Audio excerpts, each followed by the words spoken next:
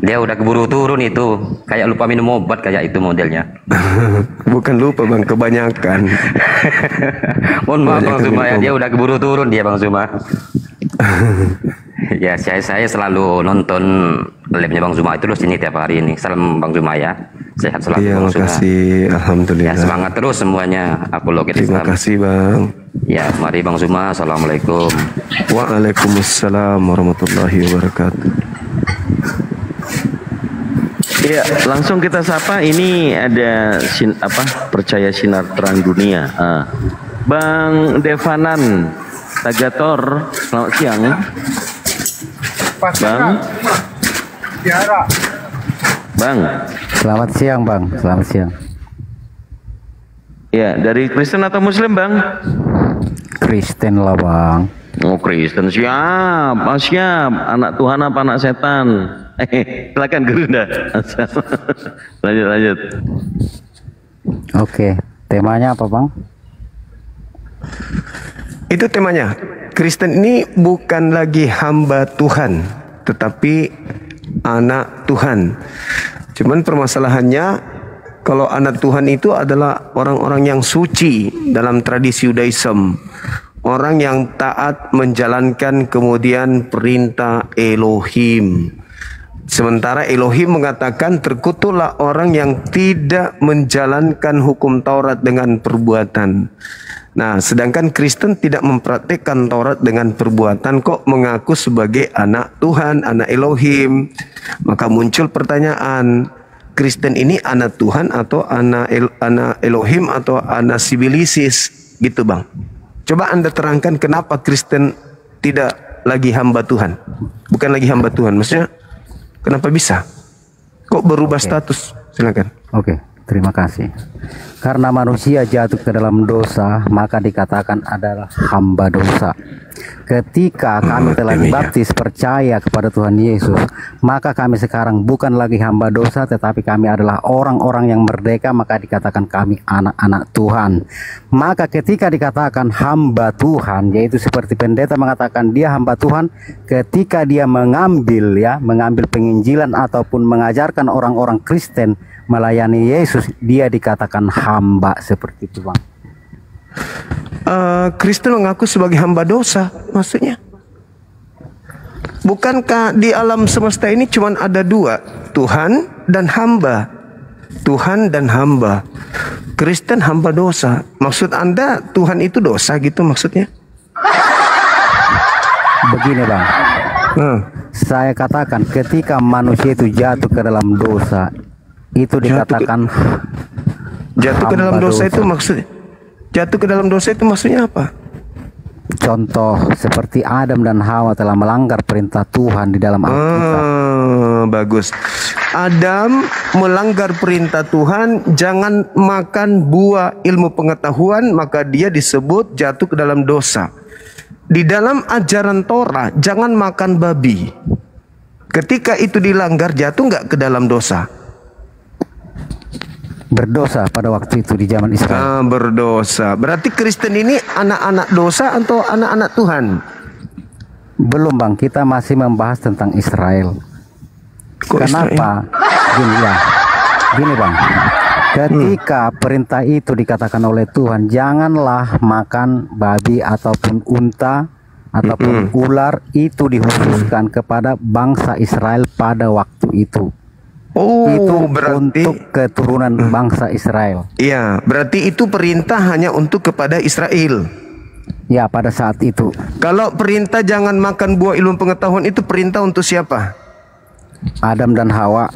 Adam dan Hawa. Terus kenapa Anda yang jadi kena dosa? Karena kami ini keturunan dari Adam dan Hawa. Oh gitu. Terus apa hubungannya kemudian ketika orang Kristen dikatakan di dalam kitabnya bahwa Kristen ini juga adalah keturunan Abraham? Kenapa bisa gitu? Kenapa kami dikatakan dari keturunan Abraham itu sebagai iman bang? Karena Abraham percaya kepada Tuhan, beriman kepada Tuhan, kami juga seperti itu, bukan fisik bang. Berarti hukum Taurat ini juga untuk kalian kan? Tidak, karena hukum materinya. Taurat telah digenapi, Bang. Maksudnya gimana? Hukum Taurat itu kan untuk Bani Israel. Sementara kalian juga adalah Bani Israel. Katanya. Sekarang permasalahannya ketika Adam yang melakukan dosa, kenapa Anda yang nanggung? Tapi giliran hukum Taurat yang untuk Bani Israel dibatalkan, Anda tidak nanggung. Gimana ceritanya ini abang ini? Oke, begini Bang. Jadi hukum Taurat itu bukan satu Bang. Ada namanya 10 hukum Taurat. Ada juga Taurat untuk orang-orang Israel pada waktu dipimpin Musa Bang. Ya, itu perjanjian lamanya mereka. Perjanjian barunya adalah hukum Taurat yang 10 itu. Oke, kalau 10 hukum Taurat itu jari-jari Tuhan langsung menulis Bang. Tetapi ya, kalau hukum Taurat itu berlaku pada adat istiadat pada waktu itu, contoh jangan makan babi. Ya. Nah sekarang orang-orang Yahudi yang melanggar hukum Taurat boleh nggak disebut sebagai anak Tuhan? Di zaman dulu apa zaman sekarang? Sampai kapanpun orang-orang yang melanggar hukum Tuhan, orang yang melanggar Taurat dari kalangan Bani Israel, apakah mereka disebut anak-anak Tuhan atau anak-anak iblis? Tetap anak-anak Tuhan, karena mereka ketika orang Israel itu berbuat dosa melanggar peraturan Tuhan, mereka menebus dosa mereka itu dengan cara mempersembahkan sembelian seperti domba ataupun lembu Bang. Lalu siapa yang disebut Yesus sebagai anak-anak iblis? Di dalam Yohanes 8:44, iblislah yang menjadi bapakmu. Berarti mereka adalah anak-anak iblis karena bapaknya adalah iblis. Siapa itu Bang? Apakah orang yang melanggar Taurat atau orang yang taat kepada Taurat yang disebut anak-anak iblis oleh Yesus? Bukan. Kenapa dikatakan anak-anak iblis? Karena mereka ya melanggar seperti aturan-aturan Tuhan itu. Nah itu aku bilang tadi. Berarti orang yang melanggar hukum Taurat bukan anak Tuhan, tapi anak setan. Kata siapa? Kata Yesus, dan Anda mengiyakan. Betul nggak? Bukan yang melanggar hukum Taurat yang dikatakan di situ anak-anak setan Bang, tetapi yang melanggar hukum kasih. Kasih itu Taurat Bang. Ulangan 11 nomor 1, Yosua 22 nomor 5. Yang sebut kasih itu adalah Taurat. Yang tidak kasih, silakan Anda baca Yosua 22 nomor 5. Yosua 22 nomor 5, silakan.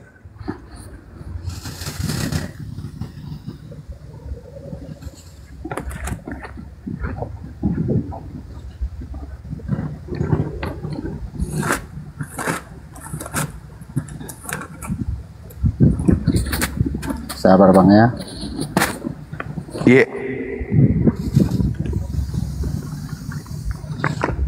Yosua 22 ayat 5.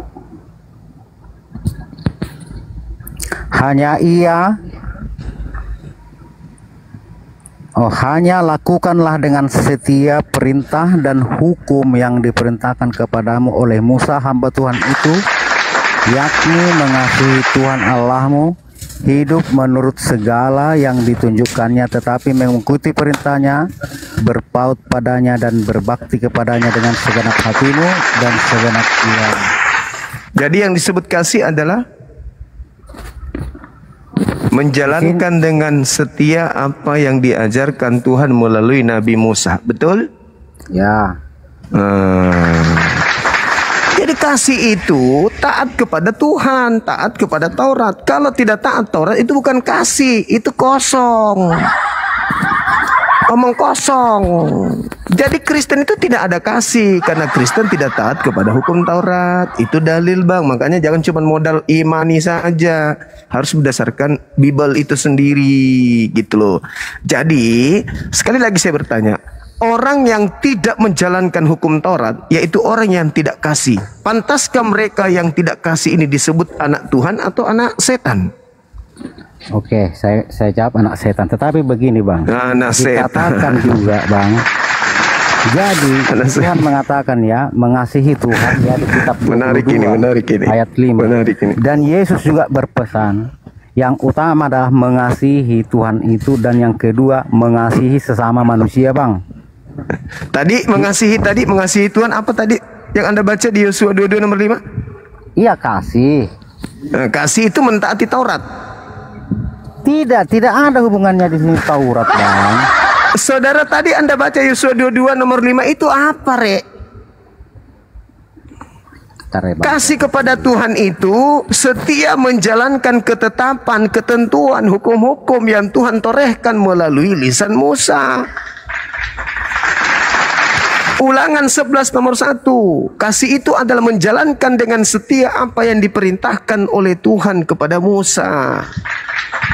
Jadi Kristen apakah masih menjalankan itu? Tidak. Berarti kasih kepada Tuhan di Kristen itu nggak ada.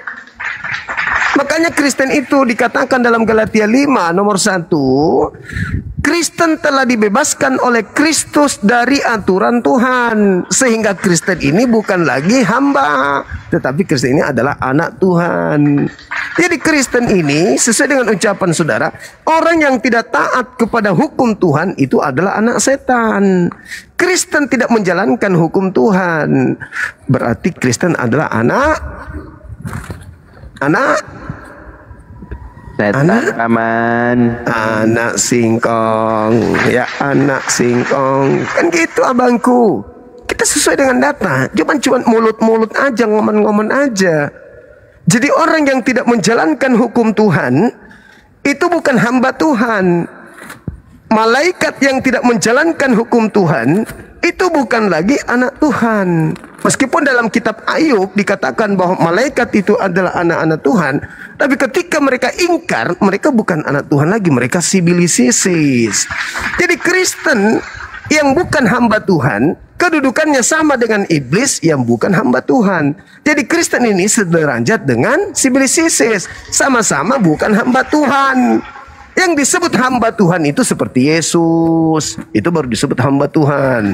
Baca Kisah Para Rasul 4 nomor 30. Yesus adalah hamba Tuhan yang kudus. Wah, keren kali Yesusku.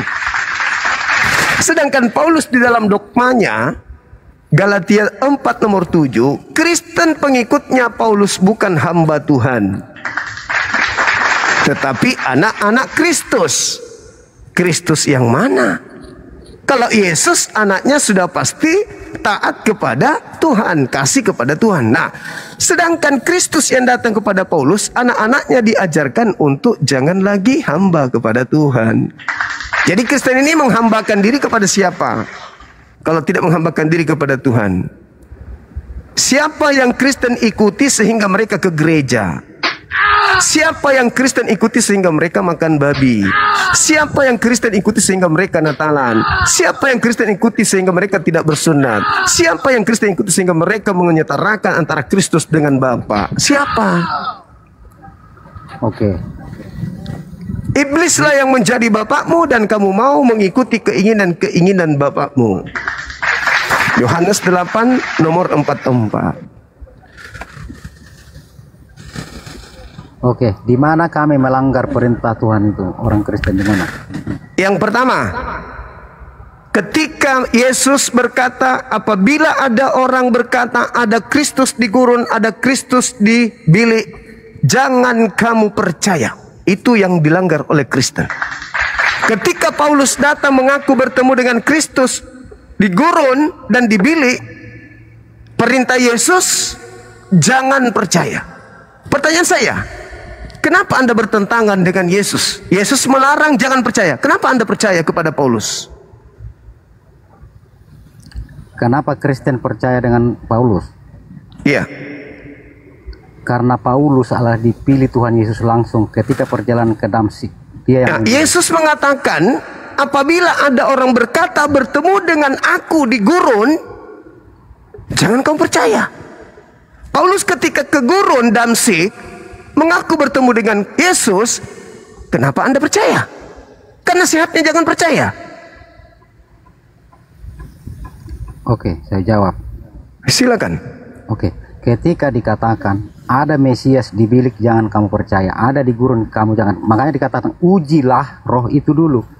Yes. Bisa. Oke.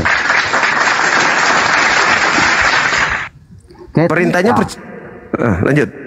Ketika Paulus ya bertemu dengan Tuhan langsung melalui cahaya yang terang, Tuhan itu langsung.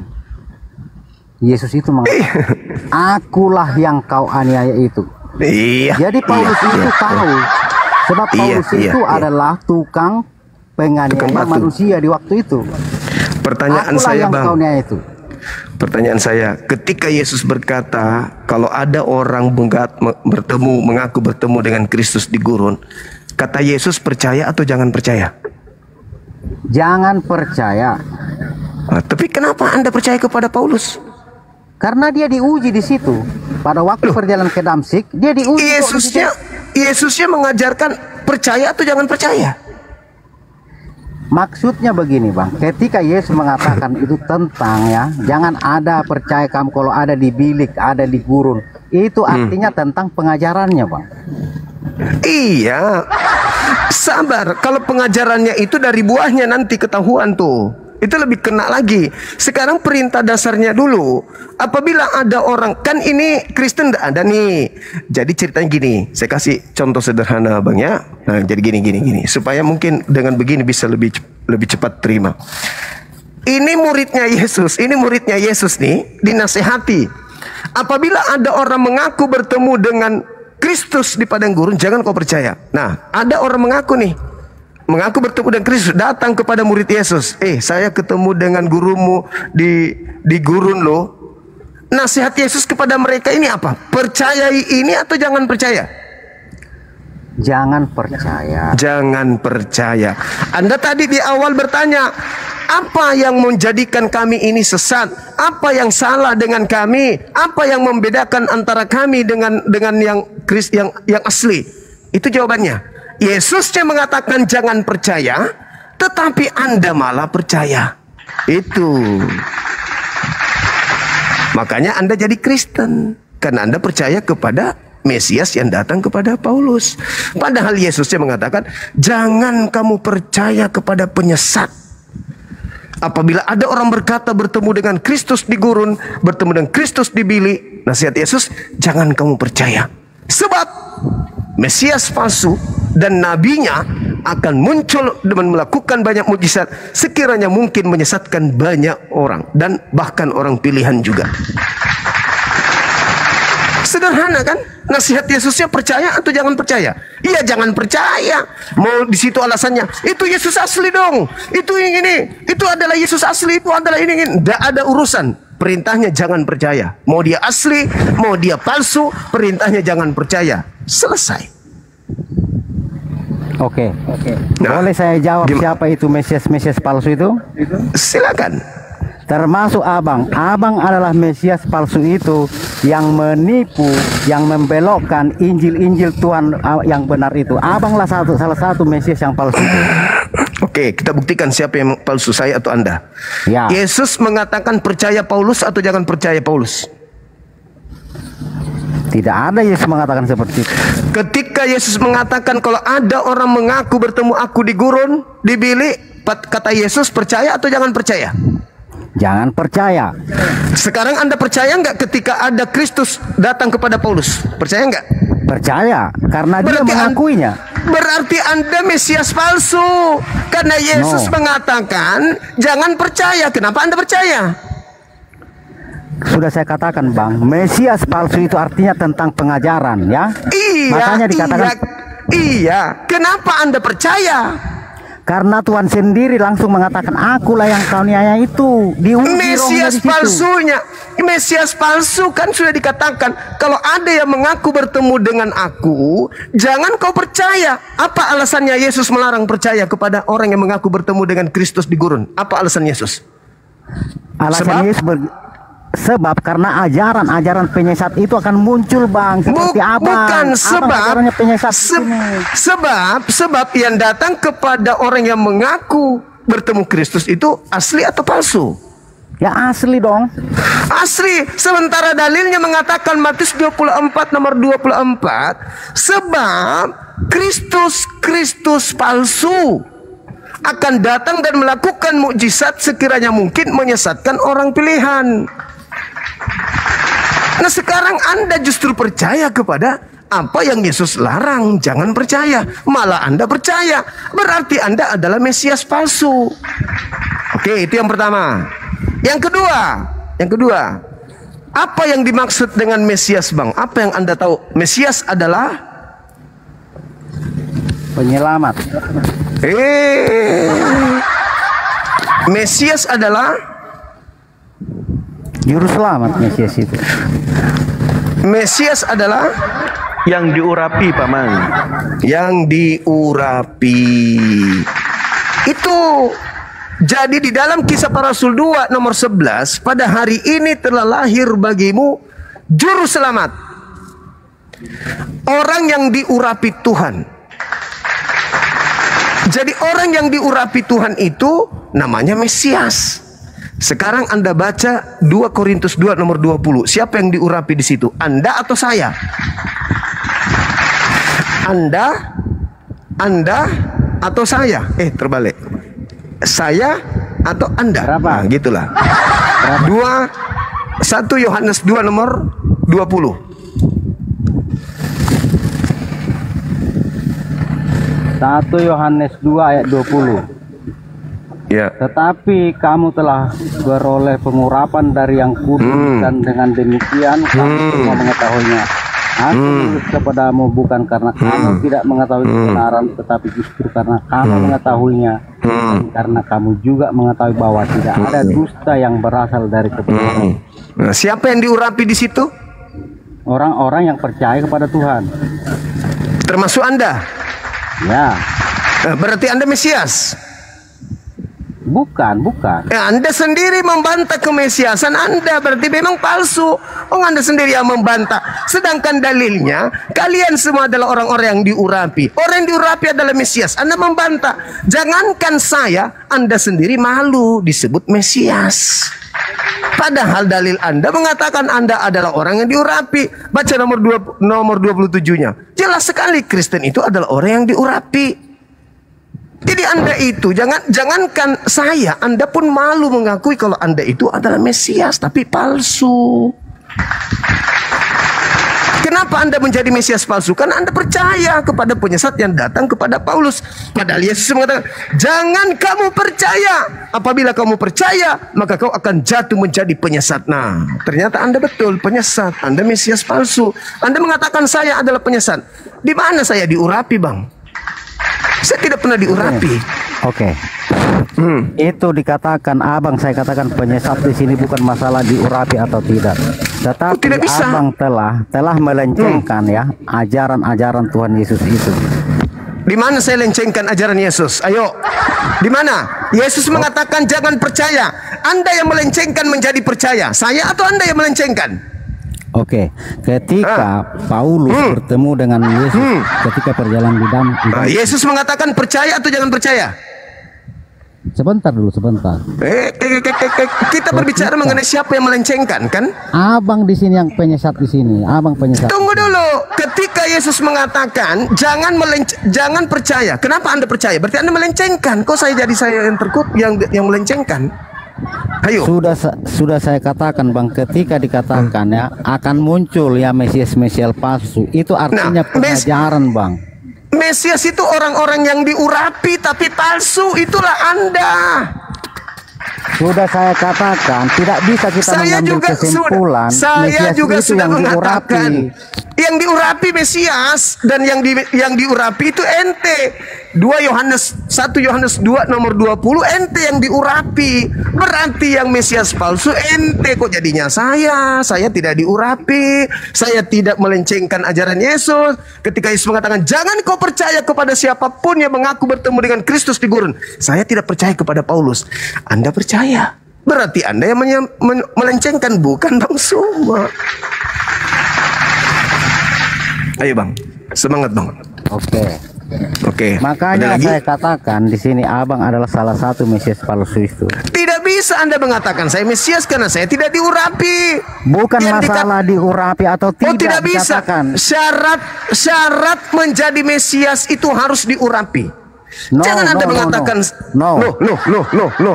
Apakah Daud Mesias? Apakah Raja Daud Mesias diurapi? Betul. Mesias itu adalah Daud. Dia diurapi.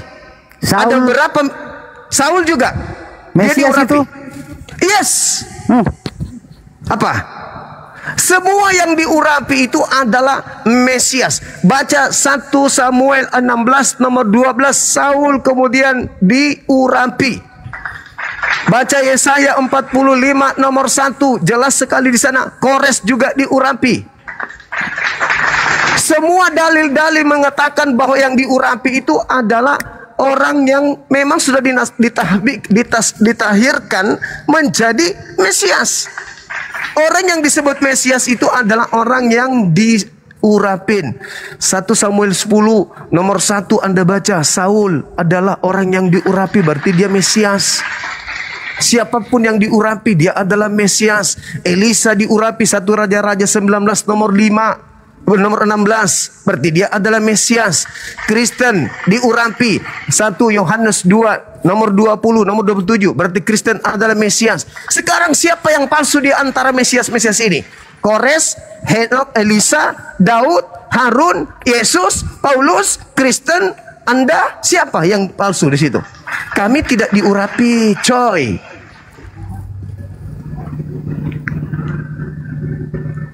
Dan kami tidak percaya kepada Paulus yang mengaku bertemu Kristus di padang gurun, coy.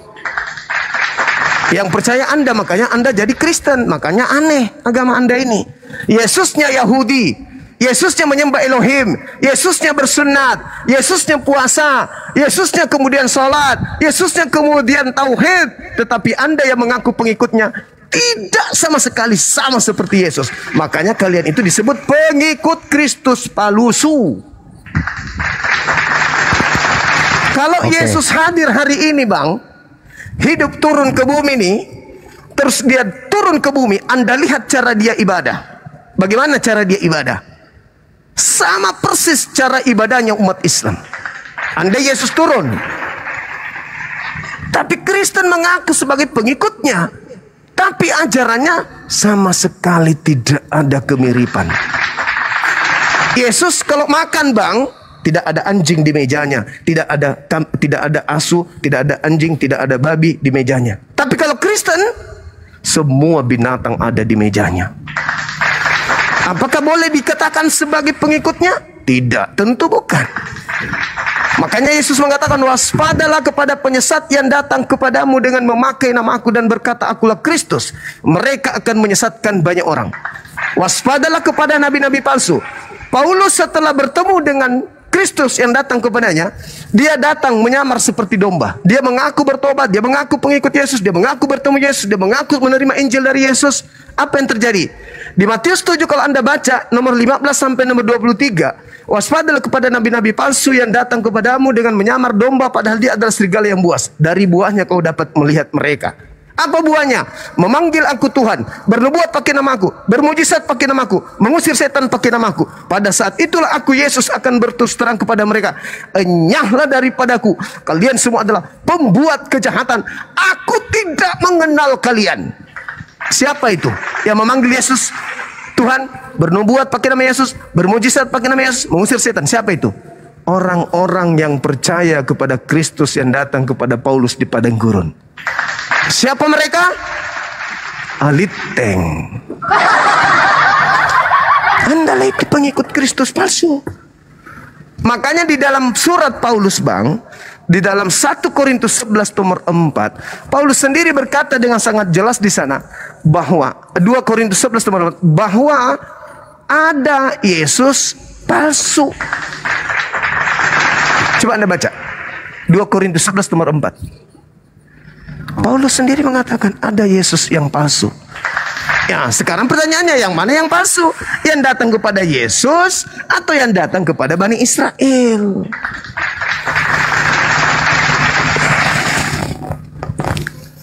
Masolang generasi.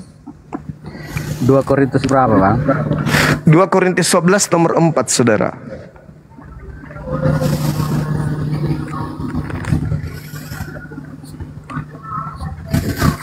Masolang generasi. Masolang.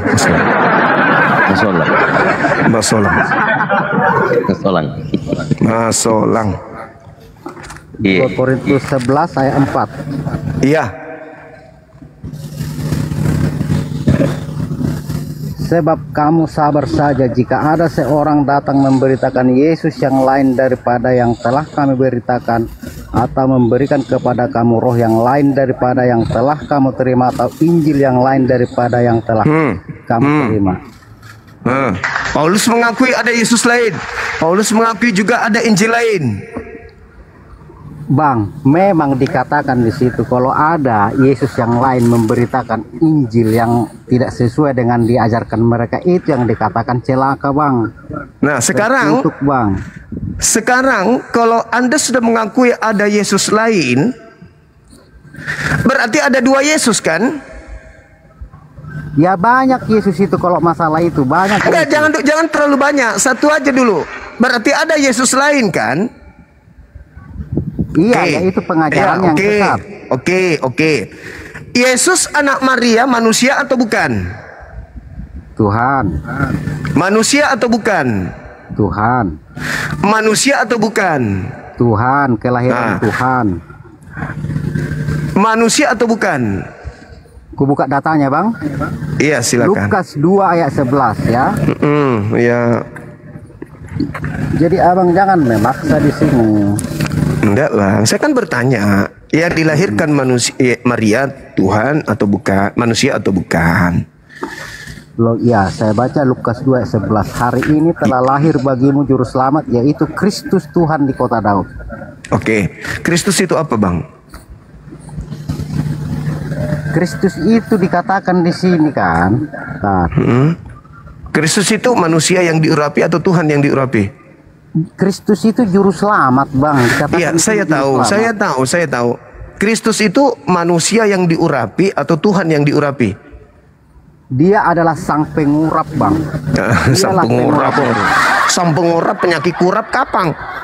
Dia diurapi. Kristus itu artinya manusia yang diurapi Tuhan. Jadi Lukas 2 nomor 11, Bang, pakai akal ya. Pada hari ini telah lahir bagimu juru selamat manusia yang diurapi Tuhan di kota Daud. Itu terjemahan yang sebenarnya. Abang ngada-ngada aja. Loh, Mesias itu apa rupanya? Tuhan Sudah dikatakan atau manusia?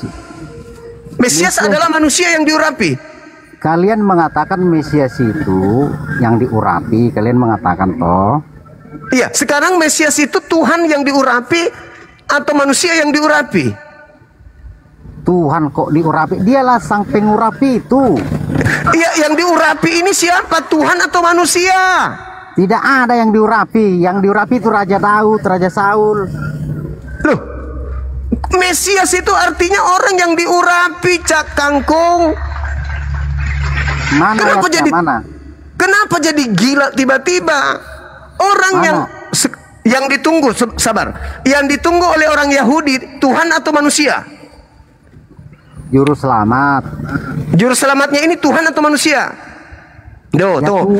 Mesias, Tuhan coba lah. ditunjukkan. Tuhan pula. Jadi Mesias itu, Bang, jangan memperbodoh diri. Tuh, Mesias adalah sebutan bagi seseorang. Sebutan bagi seseorang yang diurapi. Tuh, sebutan bagi seseorang diurapi. Jadi terjemahan Emangnya manusia bisa menebus dosa, Bang? Manusia bisa tebus dosa manusia? itu belakangan muncul konsepnya. Jangan Anda bawa ke situ dulu. Karena Anda membuat konsep ketemu dengan Kristus palsu, maka konsep semuanya menjadi hancur. Orang Yahudi menebus dosa itu pakai hewan, bukan pakai manusia. Jadi terjemahan Lukas 2 nomor 11 itu, pada hari ini telah lahir bagimu juru selamat manusia yang diurapi Tuhan di kota Daud. Itu terjemahan yang sesungguhnya. Nah, kita sampai di situ. Kita sampai di situ dulu. Nah, ketika kemudian Yesus ini ternyata adalah manusia yang diurapi Tuhan, dan Kristen juga adalah orang yang diurapi, maka muncul pertanyaannya, Kristen ini yang mengurapinya siapa? Sedangkan Yesus sendiri diurapi oleh Tuhan. Dia ditasbihkan, ditahirkan oleh Tuhan, dikuduskan oleh Tuhan. Sedangkan Kristen juga mengaku. Jadi ketika Anda mengatakan saya adalah Kristus palsu, saya tidak pernah diurapi. Andalah yang diurapi. Makanya Yesus mengatakan, waspadalah kepada penyesat yang datang kepadamu dengan memakai namaku. Dari buahnya kau dapat melihat mereka. Nah, untuk membedakan antara Yesus anak Maria dan Yesus yang Anda sembah, bahwa ada dua Yesus, anak Maria itu manusia. Pada hari ini telah lahir bagimu. Yang lahir itu manusia, Bang. Apapun itu ceritanya, dia Kristus, manusia. Tuhan di kota Daud, itulah yang lahir itu. Kristus itu artinya orang yang diurapi Tuhan. Itu adalah teknik lembaga Bible Indonesia menipu Anda. Tuh, Kristus artinya apa? Kristus, coba baca. Kristus artinya, Kristus artinya yang diurapi. nah, yang diurapi. Yang diurapi ini apa? Manusia. Manusia. Jadi Kristus adalah manusia yang diurapi Tuhan. Bukan Tuhan diurapi, tapi Tuhan mengurapi manusia yang dipilihnya untuk menjadi raja. Nah, sekarang ternyata yang keluar dari rahimnya Maria itu adalah manusia. Manusia. Yesus yang satu adalah manusia. Di mana Yesus mengatakan dirinya manusia? Baca Matius 24 nomor 27. Sama seperti kilat memancarkan cahaya dari timur sampai ke barat, demikianlah kelak nanti kedatangan anak manusia. Yesus mengaku sebagai anak manusia. Akan nampak tanda di langit, anak manusia akan nampak di tengah-tengah langit, diiringi oleh malaikat-malaikatnya. Anak manusia. Matius 24 nomor 30. Yohanes 1 nomor 51, langit terbelah. Ini Yesus berkata, langit terbelah, malaikat naik turun untuk menyampaikan firman kepadaku sebagai anak manusia. Nah, pembedanya dengan Kristus yang Anda sembah, baca Galatia 1 nomor 1, nomor 11, nomor 12. Apa kata Paulus? Aku menerima Injil bukan dari manusia. Bukan manusia yang mengajari aku Injil, tetapi Yesus Kristus. Berarti Yesus Kristus yang dimaksud oleh 2 Korintus 11 nomor 4 dengan Yesus Kristus yang datang kepada Maria sebagai anak kandungnya yang keluar dari rahimnya, itu adalah Yesus Kristus yang berbeda dengan Yesus Kristus yang datang kepada Paulus. Yesus Kristus yang datang kepada Paulus bukan manusia, sedangkan Yesus Kristus yang mengajarkan Injil kepada Bani Israel itu adalah anak Maria, anak manusia. Beda. Yang kalian sembah adalah Kristus yang bukan manusia yang datang kepada Paulus. Siapakah dia?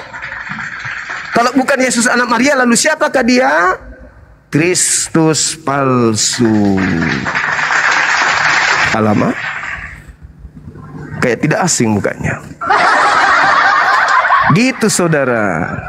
Oke, begini Bang ya, Bang Juma yang top ya. Jadi aku tidak memaksa ke penjelasan Abang di sini ketika Paulus bertemu dengan Tuhan Yesus, Abang mengatakan Kristus palsu, itu urusan Abang ya kan. Enggak apa-apa kalau Abang berpikir seperti itu, enggak apa-apa. Tetapi Abang jangan menggiring di sini ya untuk mengapakan menyesatkan umat-umat Kristen di sini. Jangan Bang. Loh, kok saya menyesatkan Bang? Saya menjelaskan sesuai dengan dalil saudaraku. Kalau saya menyesatkan itu seperti Anda. Yesus mengatakan jangan percaya, Anda menggiring orang untuk percaya, itu Anda menyesatkan. Kan Yesus mengatakan begini, waspadalah kepada penyesat yang datang kepadamu, di situ Bani Israel, memakai namaku dan berkata akulah Kristus. Dia akan menyesatkan banyak orang. Nah, sekarang siapa yang mengaku bertemu dengan Kristus? Nabi Muhammadku tidak pernah. Cuman Paulus yang mengaku bertemu dengan Kristus. Apa kata Yesus? Jangan kau percaya. Dia akan menyesatkan banyak orang. Mana orang banyak yang disesatkan itu? Kristen. Apa buktinya bahwa Kristen yang disesatkan? Anda baca Matius 7 nomor 22, 23. Pada hari terakhir nanti banyak orang akan memanggil aku Tuhan, Tuhan. Bukankah kami mengusir setan pakai namamu, bermujizat pakai namamu, mengusir setan pakai namamu? Pada saat itulah aku Yesus akan berterus terang kepada mereka yang memanggil aku Tuhan, yang bernubuat, mengusir setan, bermujizat pakai namaku. Enyahlah daripadaku. Aku tidak mengenal kalian. Kalian semua adalah pembuat kejahatan. Jadi pertanyaan saya saudaraku, namanya Devadan, saudara Bang Devadan. Pertanyaan saya, Ketika pendeta pastor mengusir setan pakai nama Yesus, Yesus yang mana yang mereka panggil? Oke. Tetap Silakan. Yesus Kristus. Tapi Jadi kenapa Yesus Kristus mengatakan aku tidak mengenal kalian? Oke, saya yakin banyak juga pendeta-pendeta ataupun orang Kristen ya yang percaya kepada Yesus. Di ayat yang abang kutip Matius 7 ayat 21 itu akan terjadi, benar. Nah, Bukan berarti setiap orang. itu kan diawali data nomor 15-nya, Bang. Waspadalah kepada nabi palsu yang datang kepadamu. Dari buahnya kamu dapat melihat mereka nabi palsu itu, buahnya itu ajarannya, pengikutnya. Apa buah dari nabi palsu tersebut? Memanggil aku Tuhan, bermujizat pakai namaku, mengusir setan pakai namaku. Itu adalah buah dari nabi palsu. Maka apa yang terjadi? Batangnya yang harus ditebang. Artinya kalau batangnya ditebang, ajaran Paulus seluruhnya yang harus ditebang dan dilemparkan ke dalam api neraka. Bukan lagi pastor-pastornya. Pastor ini hanya buah. Yang batang itu Paulus. Jadi seluruhnya yang harus ditebang. Coba Anda baca dalilnya.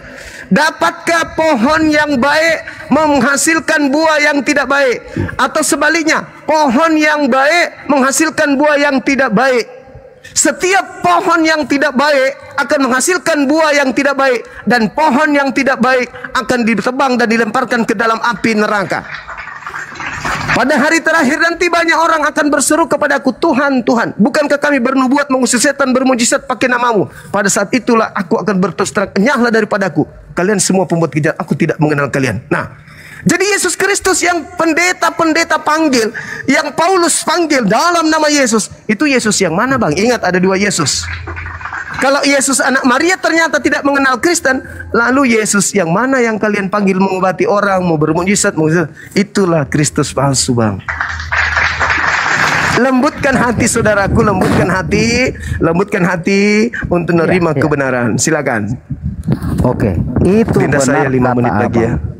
Oke, itu benar kata abang. Siap, Karena Bang. ayat itu bukan tertuju kepada Islam. Itu saya akui. Itu bukan untuk orang Islam. Tetapi Itu ke untuk- Kristen. Benar. Berarti pohonnya harus ditebang. Kan dikatakan ya, bukan Nabinya. setiap. Bukan Iya. setiap, artinya tidak semua, Bang. Ah, bagus. Saya jelaskan kalau yang itu. Tidak semua orang yang memanggil aku Kurios. Betul. Karena murid-murid Yesus yang asli juga memanggil Yesus itu dengan panggilan Kurios. Tuhan, God, atau apa? Lord. Ada dua yang memanggil Yesus itu Tuhan. Bani Israel dan Kristen. Bani Israel memanggil Yesus Tuhan, tetapi mereka melakukan kehendak Elohim. Sedangkan Kristen memanggil Yesus Tuhan, tapi tidak melakukan kehendak Elohim. Jadi siapa kemudian yang memanggil Tuhan kepada dia yang ditebang ini? Kristen, tidak mungkin Yahudi. Hanya ada dua, saudara. Benar, saya tidak menyangkal itu benar. Berarti yang manggil Tuhan Yahudi dan Kristen. Yang mana yang asli? Pengikut asli yang mana? Yahudi atau Kristen? Orang Yahudi juga sekarang ada mengikut Yesus. Ya, tapi dia mengikuti ajaran Kristen, bukan mengikuti ajaran Yesus. Ya kalau sudah dikatakan ya Kristen itu pasti mengikuti Yesus. Jadi kalau orang yang sudah ikut Yesus itu bukan Yahudi lagi, tetapi Kristen, Pak. Iya, sekarang Kristen mengikut Yesus yang mana? Sementara Yesus mengatakan, aku tidak mengenal kalian. Oke, itu masa penghakiman nanti, Bang ya. Ketika manusia itu akan dihukum, maka orang akan beralasan ketika mau dihukum, Tuhan, kami kan bernubuat demi namamu, kenapa aku dibuang? Makanya dikatakan enyahlah kamu karena mereka adalah nabi-nabi palsu, Bang. Itu Bukan. benar abang yang katakan, abang benar. Saya jelaskan. Yesus ketika datang di tengah-tengah Bani Israel, apa kata Yesus, saudara? Di Yohanes 10 nomor 27. Aku mengenal pengikutku, pengikutku mengenal aku. Mereka mendengarkan aku dan mengikuti aku. Mengikuti aku. Ya. Aku sunat, pengikutku sunat. Aku puasa, pengikutku puasa. Aku sujud, pengikutku sujud. Aku tidak makan babi, pengikutku tidak makan babi. Aku kemudian sabat. Oh iya dong. Iya dong. Kan dikatakan jelas seperti itu. Pengikut berarti harus mengikut. yang dikatakan pengikut nih. Ini yang diikuti, ini yang pengikut.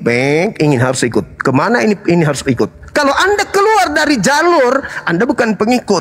Tapi keluar jalur Anda mengatakan pengikut, Anda pengikut palsu. Itu bang, logika sederhananya. Jadi ketika dikatakan memanggil aku Tuhan, bernubuat pakai namaku, bermujizat pakai namaku, dan diusir oleh Yesus, berarti kalau itu Kristen menurut pengakuan saudara, dari mana Kristen ini berasal? Dari Paulus. Tebang semua ajaran Paulus, tebang, lempar ke neraka. Jadi tidak ada lagi Kristen. Ya. Paulus Gimana? itu sudah masuk surga bang, sudah masuk Firdaus. Apanya mau ditebang? Saudara, silakan. Masalah Yesus, sunat, ya. sabar, jangan ke situ dulu.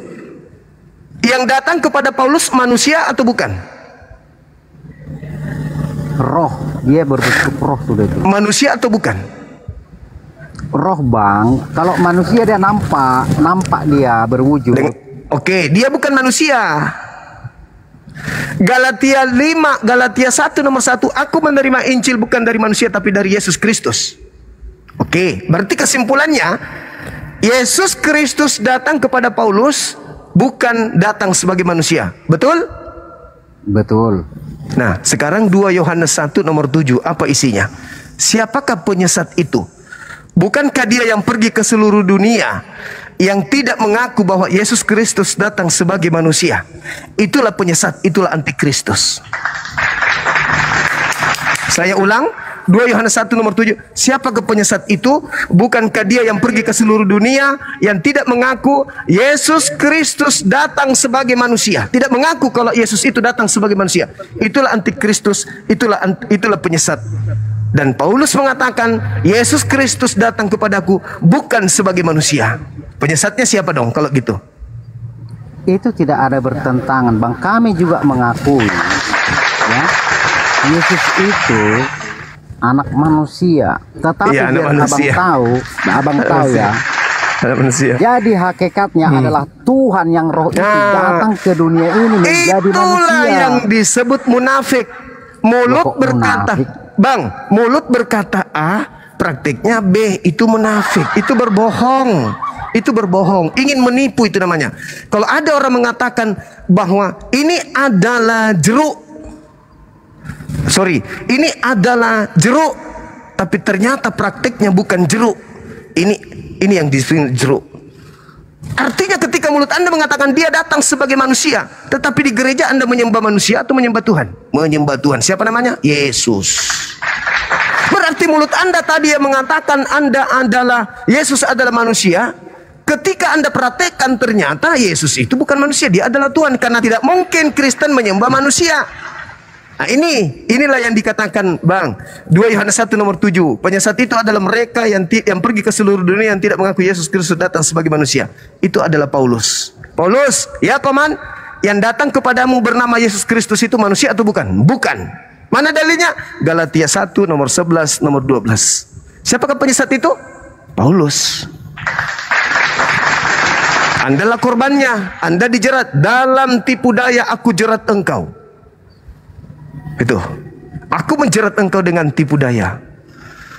Ya, saya kira begitu sementara bang. Saya ibadah dulu. Ada guru-guru saya di sini. Ya, saudara ya, thank you ya. Oke, makasih bang. Saya kelihatannya juga pernah dulu ya jumpa dengan Anda. Makasih. Silakan Dinda Dito. Siap. Saya Siap, ibadah Bang. dulu deh. Ya, ya kita lanjutkan saja ya Pak Devanan. Tapi menarik ini ya, kalau penyampaian saya agak sangat berbeda dengan abang saya, gurunda kita di sini.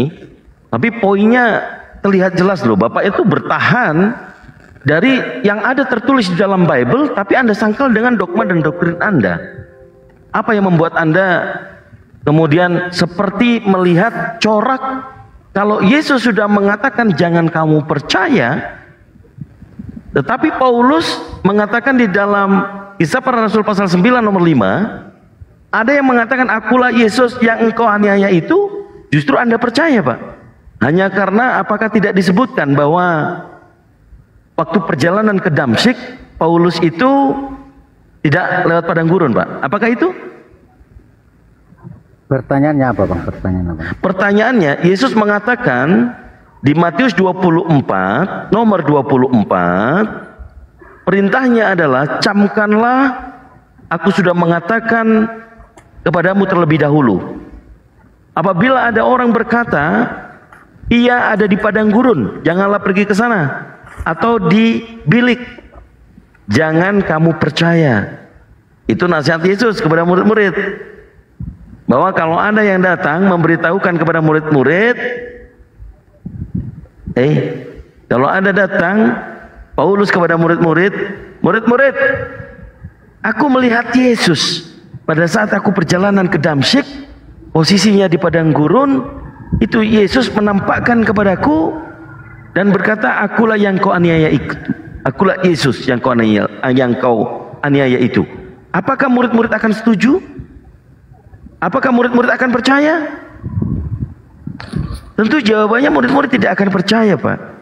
Karena Yesus sudah mengatakan terlebih dahulu kepada murid-murid, jangan kamu percaya kalau ada orang berkata, orang itu melihat ia ada di padang gurun. Oke Bang, Ya, silakan. gini, ada teman abang ini komentarnya gini, Bang Devanan ini sengaja bertahan numpang pansos